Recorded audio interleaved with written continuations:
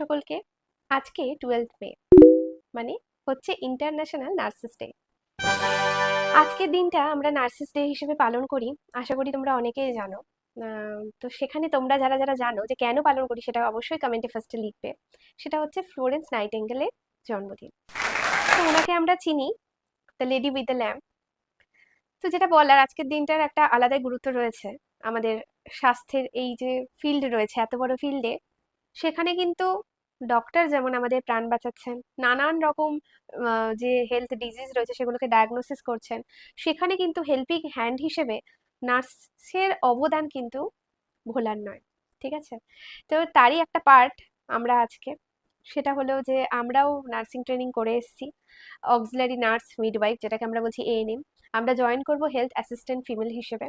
তো এই এএনএম কে নিয়ে বা জিএনএম নিয়ে, এগুলো নিয়ে অনেকের মনে অনেক কোয়ারি থাকে, বা এখনো আমি দেখি যে অনেকে কমেন্ট করে বা ফোন করে, অনেকের গার্জিয়ানরা জানতে চায় যে এএনএম আর জিএনএম এর পার্থক্য কি। এখনো কিন্তু অনেকেরই এই কোয়েশ্চেনগুলো অতটা ক্লিয়ার না। এএনএম মানে কোথায় পোস্টিং হয়, জিএনএম মানে কি, দুটো কি এক না আলাদা, স্যালারি স্ট্রাকচার কেমন, বা কত বছর ট্রেনিং করতে হয়, এরকম নানান ধরনের কোয়ারি অনেকের কাছেই শুনতে পাই। কমেন্ট সেকশনে প্রায় দিনই আমি কিছু না কিছু কোয়েশ্চেন দেখতেই পাই। কেউ কেউ হোয়াটসঅ্যাপ করো, কেউ ফোন করো। ইন্ডিভিজুয়ালি সবাইকে আমি চেষ্টা করি, বাট হয়ে তো ওঠে না, এটা সবাইকে একটু বুঝতে হবে।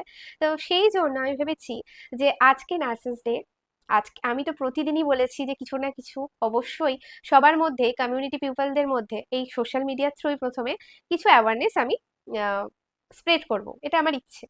আর যেটা ইচ্ছে হচ্ছে, যারা আমার মতোই নার্স হতে চাও, বা যারা ধরো সবে এইচএস পাশ করলো, বা 11-এ পড়ে বা 10-এ পড়ে, তাদেরও জানা উচিত, বা যাদের গার্জিয়ানরা স্ক্রোল করতে করতে দেখছে যে এএনএম জিএনএম ব্যাপারটা কি, যারা জানতে চাইছে, তাদের জন্য আজকে থেকে বলে দিই যে আমি একটা সিরিজ আনছি, জাস্ট শর্ট ভিডিও বা শর্ট, তোমার হার্ডলি 2-3 মিনিটের।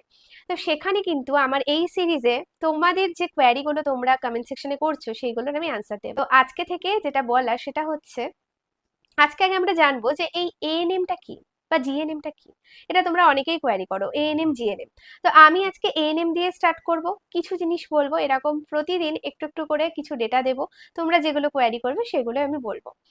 তো আজকে যেটা আমার বলা সেটা হচ্ছে আমি কোন ট্রেনিংটা করেছি, এএনএম ট্রেনিং করেছি।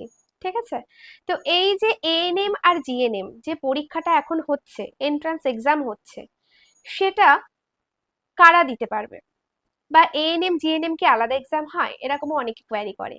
তো তাদের জন্য বলে দিই, এএনএম জিএনএম আলাদা এক্সাম হয় না, একটাই এক্সাম হয়। তারপর অনেকের কোয়ারি থাকে সিলেবাস কি বা কারা দিতে পারবে, এটাও জিজ্ঞেস করা হয়। তো প্রথমত বলে দিই যে এক্সামটা দিতে পারবে তার ক্রাইটেরিয়া হচ্ছে, ফার্স্ট 17+ বয়স হতে হবে। আর অবশ্যই এইচএস ক্যান্ডিডেট, মানে এইচএস অ্যাপিয়ারিং বা এইচএস দেওয়া হয়ে গেছে, তারা কিন্তু অ্যাপ্লাই করতে পারবে।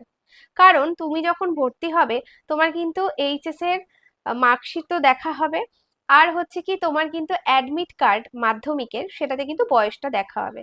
তাই এই জায়গাগুলো কিন্তু যেন ঠিকঠাক থাকে ডকুমেন্টস।